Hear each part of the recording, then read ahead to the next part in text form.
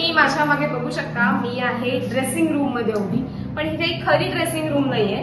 नुकतंच मी पाहिलं असेल तर MCAचं शरद पवार क्रिकेट म्युझियम जे होतं ते त्याचं उद्घाटन झालं होतं आणि लवकरच म्हणजेच येत्या रविवारपासून हे म्युझियम सगळ्यांसाठी सुरू होणार आहे. त्यांनी हे एक असं ड्रेसिंग रूम बनवलेलं आहे, तिथे विविध जर्स्या त्यांनी लावलेल्या आहेत टीम इंडियाच्या. आणि आपल्याला क्युरेटर सर त्याच्याबद्दल अजून जास्त माहिती देतील. सर, हे काय आहे, म्हणजे मला थोडं फक्त नीट सांगू शकाल का? बेसिकली प्रयत्न असा आहे की जर्सी जी आहे इंडियन टीमची ती कशी बदलत गेली आहे. म्हणजे आधी फक्त व्हाईट्स होतं, टेस्ट क्रिकेट खेळलं जायचं, वन डे क्रिकेट पण व्हाईट्स मध्येच खेळलं जायचं आणि बदल कसा होत गेला. मग एक काळ असा होता की जेव्हा कलर्ड क्लोथिंग सुरू झालं, आपण वापरायला लागलो, तेव्हा प्रत्येक वन डे सिरीजमध्ये आपली जर्सी बदलायची. तर त्या जर्सीज कशा बदलत गेलेल्या आहेत आणि मग अल्टिमेटली जेव्हा आपल्याला एक अपॅरल स्पॉन्सर मिळाला, ती ट्रेंड सुरू झाली. तर तो एक प्रवास आहे जर्सीजचा आणि ब्लेझरचा. तर आता BCCIचा लोगो आपल्याला सगळ्यांना माहिती आहे, त्या लोगोचा आपण सगळ्यांनी तो बघितलेला आहे. पण BCCIचा जो करंट लोगो आहे त्याच्या आधी पण BCCIचा एक दुसरा लोगो होता. तो लोगो काय होता हे तुम्हाला जर बघायचं असेल तर तुम्ही प्लीज आमचं म्युझियम व्हिजिट करा आणि तुम्हाला ते बघायला मिळेल. अजून काय, म्हणजे काय याचा उद्देश आहे की लोकांपर्यंत जुन्या गोष्टी पोहोचल्या पाहिजेत, काय एकंदरीत?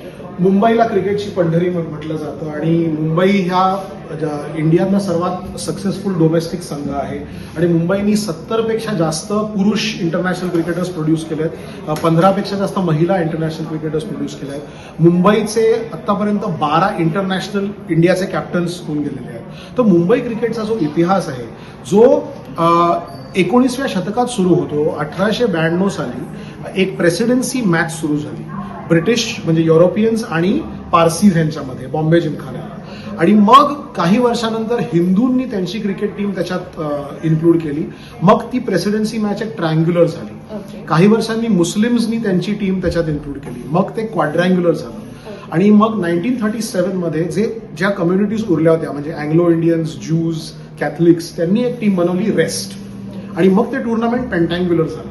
तर रणजी ट्रॉफी 1934 मध्ये सुरू व्हायच्या आधी हे जे मुंबई क्वाड्रँग्युलर पेंटँग्युलर होतं ते भारतातलं सर्वात प्रमुख डोमेस्टिक क्रिकेट कॉम्पिटिशन मानलं जायचं. म्हणजे पूर्ण देशातले क्रिकेटर्स आपापल्या रिलिजनच्या टीमसाठी खेळायला मुंबईला यायचे. तर तिकडनं सुरुवात झालेली आहे आणि तो पूर्ण इतिहास आम्ही ह्या म्युझियममध्ये दाखवायचा प्रयत्न केलेला आहे.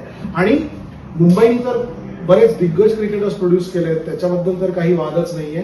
पण हे जे म्युझियम आहे ते फक्त आंतरराष्ट्रीय आणि डोमेस्टिक क्रिकेटला आम्ही सीमित ठेवलं नाहीये, पण मुंबईची जी लाईफलाईन आहे म्हणजे club cricket, school cricket, corporate cricket, हे सगळं सुद्धा आम्ही या म्युझियममध्ये इन्क्लूड केलेलं आहे.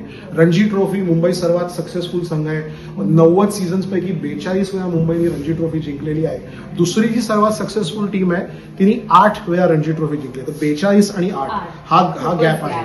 तर हे जे सगळं मुंबई क्रिकेटची जी एक एंटायरिटी आहे, म्हणजे इंटरनॅशनल लेवलला ज्या लोकांनी वर्ल्ड रेकॉर्ड स्थापित केले, डोमेस्टिक लेवलला रणजी ट्रॉफी ज्या प्लेयर्सनी आपल्याला जिंकून दिल्या, त्या सगळ्यांचा, आणि of course club cricketers, corporate cricketers, school cricketers, या सगळ्यांचा एक आपण त्याला एक ट्रिब्यूट म्हणू शकतो, ह्या म्युझियममध्ये आम्ही करण्याचा प्रयत्न केला.